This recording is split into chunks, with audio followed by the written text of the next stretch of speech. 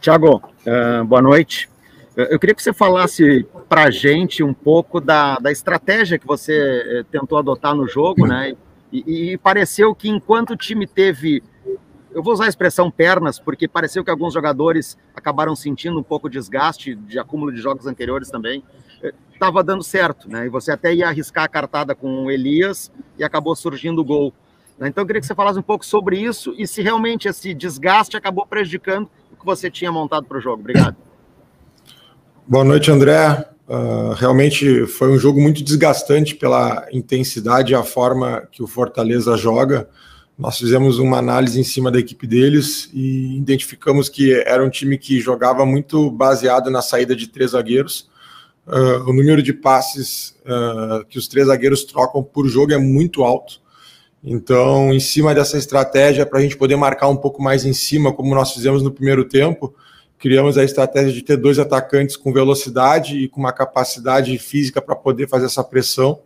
E colocamos 2 alas para exatamente bater ala com ala, porque um ponto muito forte também deles é o Pikachu, que foi um dos autores do gol, e o Crispim também, que tem um poder de flutuar por dentro, jogar aberto.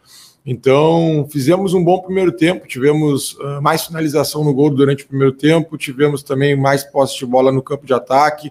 Eu acho que a gente conseguiu colocar um pouco da nossa proposta, que é ter a posse, que é controlar, só que jogar aqui é muito difícil. A torcida deles, no segundo tempo, trabalhou junto, fez o seu papel, e naturalmente, pelo calor que é aqui muito abafado, um clima muito diferente do Rio Grande do Sul, isso também acaba prejudicando um pouco a nossa adaptação para jogar num dia como hoje aqui. Talvez seja um dos estádios, um dos lugares com clima mais pesado nessa questão de temperatura.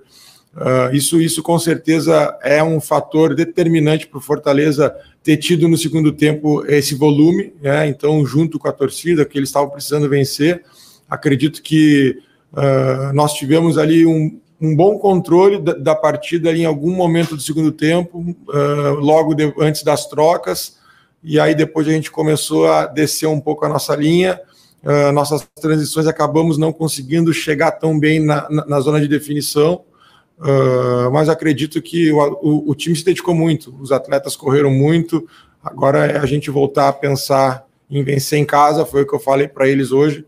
Temos que voltar a vencer dentro de casa, que é muito importante.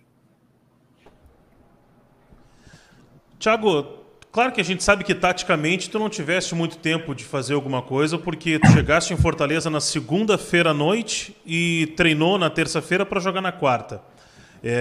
E aí eu te pergunto, na questão anímica, o que tu fizeste antes do jogo e agora, principalmente depois do jogo, essa frase que tu disseste agora, que tem que voltar a vencer.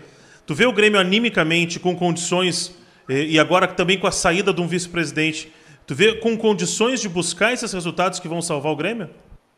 Com toda certeza. Nosso grupo fica chateado como qualquer grupo competitivo que é com derrota pela situação que nós estamos, mas o ambiente dentro do vestiário e ontem no nosso treinamento é um ambiente de todo mundo muito concentrado, faca no dente, como a gente fala no Rio Grande do Sul, e principalmente com muita disposição para reverter esse momento. Então, quando eu cheguei aqui em Fortaleza, junto com a comissão técnica, fizemos uma reunião, conversei individualmente com muitos jogadores, e a gente estava muito confiante para o jogo. Acho que o jogo teve 2 tempos um pouco distintos, o Grêmio melhor no primeiro tempo, e o Fortaleza um pouco melhor no segundo.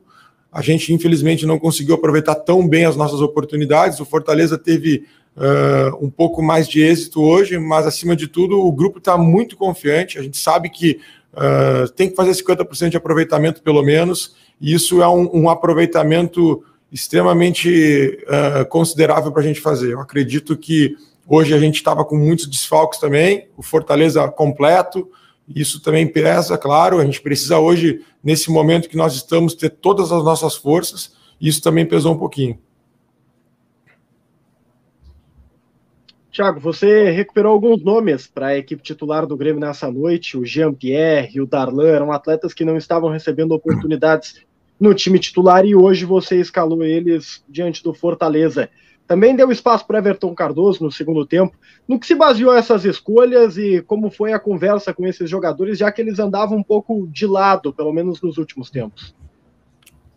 Bom, são jogadores que eu conheço, né? Principalmente Darlan e Jean, trabalhei muitos anos com eles, então são jogadores que têm uma capacidade de construção de jogo, e hoje a minha ideia, junto com a comissão técnica e os atletas, era exatamente propor um pouco mais o jogo, ter um jogo de posse de bola, né? E o Jean é muito bom nisso, o Darlan também, são jogadores de construção, e nós conseguimos isso, como eu falei nos números, até fortalece essa nossa ideia. Acredito que principalmente no primeiro tempo, pelo nosso volume no ataque, mais finalização que o adversário, nós durante um bom tempo do jogo conseguimos alcançar esse objetivo, de ter um controle por zona central do campo.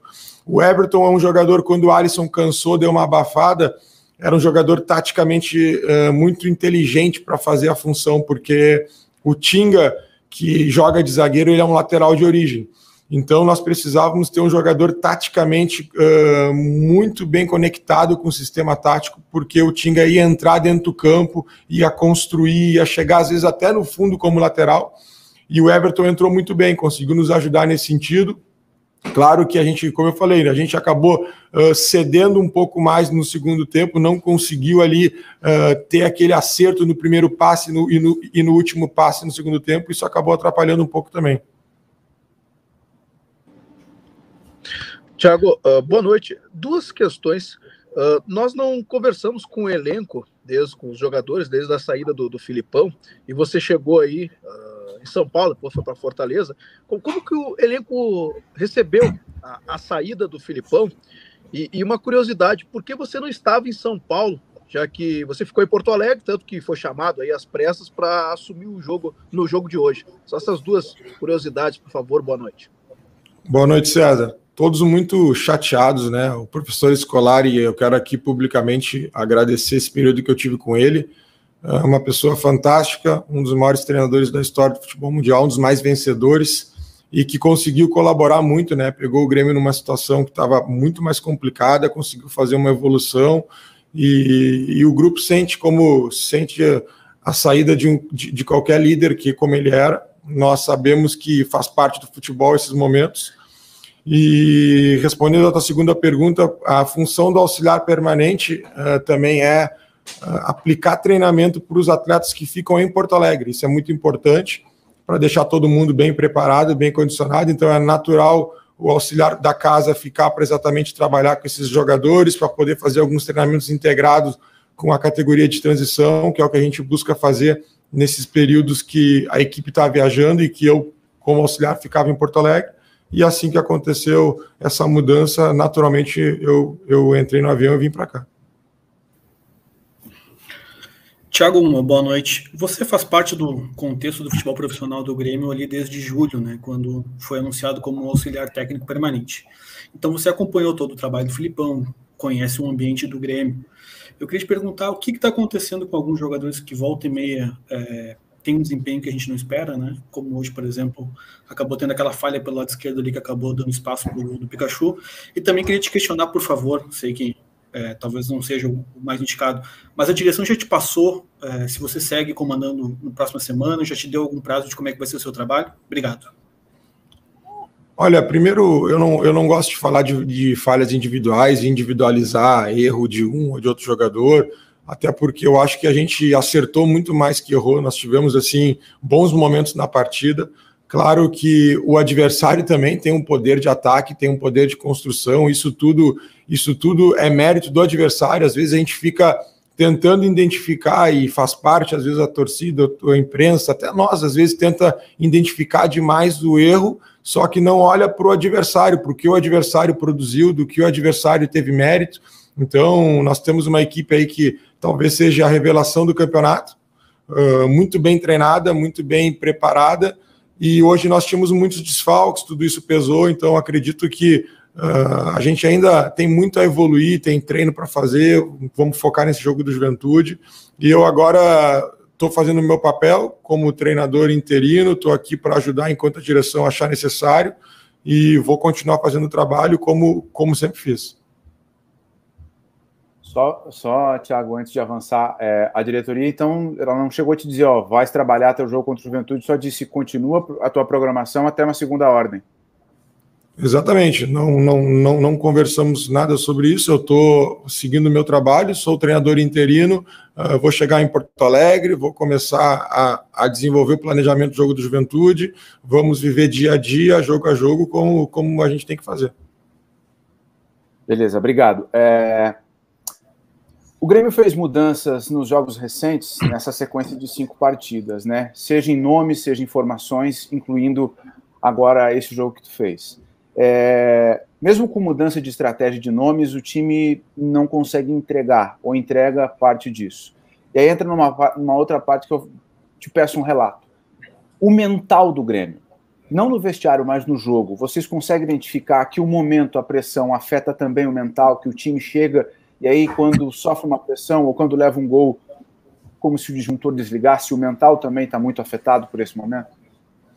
Jeremias, eu acredito que não. Se eu achasse que sim, eu não teria problema nenhum de falar. Mas eu, sinceramente, eu acho que a gente não tem nenhuma dificuldade mental dentro das partidas. A pressão é grande, mas o nosso grupo é um grupo muito experiente. São jogadores que têm uma história dentro do futebol e que sabem lidar com essa pressão.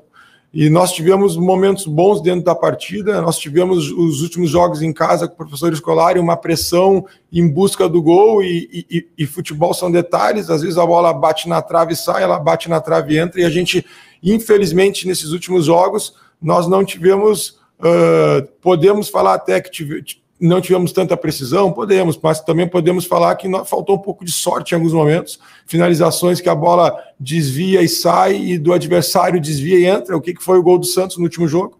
A bola ia sair quase na bandeirinha de escanteio, ela bate num jogador e entra no gol.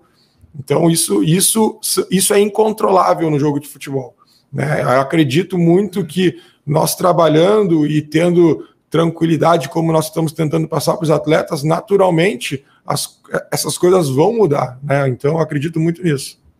E é isso, galera. Esse aqui foi mais um vídeo. Deixe seu like e se inscreva no canal.